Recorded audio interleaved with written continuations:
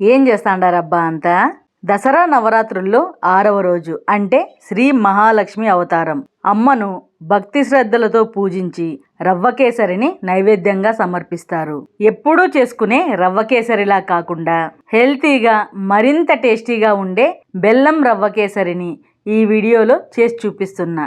ఇది ఎంతో కమ్మగా ఉండి నోట్లో పెట్టుకుంటే కరిగిపోయేంత మృదువుగా ఉంటుంది. మరి దీన్ని ఎట్లా చేసుకోవాలో చూసేయండి. ఈ గ్లాస్తో 1 గ్లాసు బొంబాయి రవ్వని తీసుకున్నా. మిగతా అన్ని కూడా దీని కొలతల్లోనే తీసుకోవాలి. స్టవ్ ఆన్ చేసి గిన్నె పెట్టి 3 గ్లాసులు నీళ్లు పోసుకోవాలి. రవ్వ కేసరి మీకు కొంచెం లూజ్ కన్సిస్టెన్సీలో కావాలి అనుకుంటే 4 గ్లాసుల నీళ్ళ వరకు పోసుకోవచ్చు.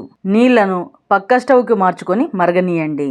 ఇవి మరిగేలోపు కళాయి పెట్టి 1/2 గ్లాస్ నెయ్యి తీసుకోవాలి. 1 గ్లాసు రవ్వకి 1/2 గ్లాస్ నెయ్యి పడుతుంది. టేబుల్ స్పూన్ నెయ్యి పోసి కాగనీయండి. అంతా ఒకేసారి వేయకుండా అవసరాన్ని బట్టి వాడుకుందాం. నెయ్యి కాగినాక డ్రై ఫ్రూట్స్ను తీసుకోవాలి. గోడంబి, బాదం, ఎండు ద్రాక్షని తీసుకున్నా.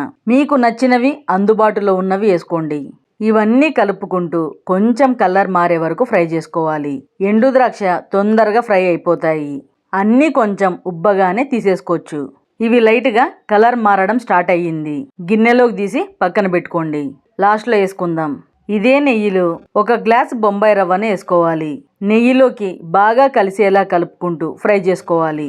నెయ్యిలోకి ఇదంతా బాగా కలిసిపోయినాక రవ్వ కొంచెం డ్రైగా అనిపిస్తుంది. దీంట్లోకి టేబుల్ స్పూన్ నెయ్యి వేసుకోవాలి. నెయ్యి రవ్వలోకి బాగా కలిసేలా కలుపుకుంటూ ఫ్రై చేసుకోవాలి. ఇది మంచిగా ఫ్రై అవ్వడానికి 3 నుంచి 4 నిమిషాలు పడుతుంది. కొంచెం కుంకుమ పువ్వుని వేసుకుంటున్నా. ఇది ఆప్షనల్ మాత్రమే. వేసుకుంటే మాత్రం మంచి కలర్, ఫ్లేవర్ వస్తుంది. కుంకుమ పువ్వుని రవ్వలోకి బాగా కలిసేలా కలుపుకుంటూ ఫ్రై చేసుకోవాలి. దీన్ని లైట్గా కలర్ మారే వరకు ఫ్రై చేసుకోవాలి. రవ్వ మంచిగా ఫ్రై అయింది. ఇప్పుడు దీంట్లోకి పక్కన మరుగుతున్న నీళ్ళని పోసుకోవాలి. స్టవ్ని లో ఫ్లేమ్లో పెట్టుకొని పోసుకోండి, లేకపోతే మన మీదకు చిందే అవకాశం ఉంటుంది. ఇదంతా బాగా కలిసేలా కలుపుకోవాలి. వేడి నీళ్లను పోసుకున్నాం కాబట్టి రవ్వ ఉండలు కట్టదు. స్టవ్ని మీడియం ఫ్లేమ్లో పెట్టి రవ్వని ఉడకనీయండి. నీళ్లు మొత్తం ఇమిరిపోయే వరకు కలుపుకుంటూ ఉడకనీయాలి. ఇది మెల్లగా చిక్కబడుతూ వస్తుంది. రవ్వ మంచిగా ఉడికి ఇట్లా చిక్కబడాలి. ఇప్పుడు టేబుల్ స్పూన్ నెయ్యిని వేసుకోవాలి. రవ్వ గిన్నెకి అంటుకోకుండా ఉండాలి అంటే కొంచెం నెయ్యి ఎక్కువే పడుతుంది. నెయ్యి రవ్వలోకి బాగా కలిసేలా కలుపుకోవాలి. ఇది కలుపుకుంటున్నప్పుడు మీరు గమనించవచ్చు, గిన్నెకి అంటుకోకుండా ఇలా సపరేట్ అవుతూ వస్తుంది. దీన్ని బాగా కలుపుకున్నాక 2 గ్లాసుల బెల్లంని తురుముకొని వేసుకుంటున్నా. దీనికి 1.25 నుంచి 2 గ్లాసుల బెల్లం వరకు పడుతుంది. మీ తీపికి తగ్గట్లు అడ్జస్ట్ చేసుకోండి. బెల్లం రవ్వలోకి బాగా కలిసేలా కలుపుకోవాలి. తురుముకొని వేసుకోవడం వల్ల బెల్లం తొందరగా కరిగిపోతుంది. దీనికి ఏ కలర్తోనూ పని లేదు. బెల్లం వల్ల న్యాచురల్గా మంచి కలర్ వస్తుంది మన కేసరికి. 2 నిమిషాల్లో బెల్లం మొత్తం కరిగిపోతుంది. మంచి ఫ్లేవర్ కోసం 1/2 టీ స్పూన్ యాలక్కల పొడిని వేసుకోవాలి. ఇదంతా బాగా కలిసేలా కలుపుకుంటూ కొంచెం గట్టిపడే వరకు ఉడకనీయాలి.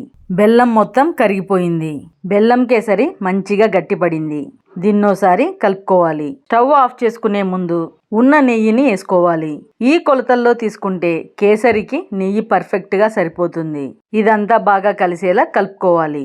కలుపుకుంటున్నప్పుడు మీరు కేసరిని గమనించినట్లయితే నెయ్యి వల్ల గిన్నెకి అంటుకోకుండా సపరేట్ అవుతుంది.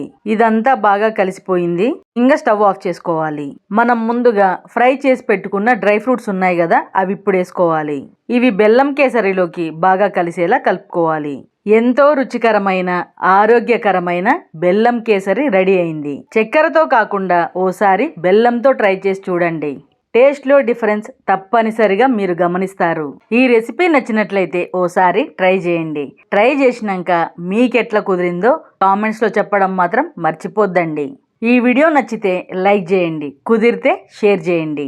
మరిన్ని మంచి రెసిపీల కోసం మన ఛానల్ F3 ఫుడ్ ఫన్ ఫెస్టివల్ని సబ్స్క్రైబ్ చేయండి అబ్బా. ఇట్లు మీ వేణి.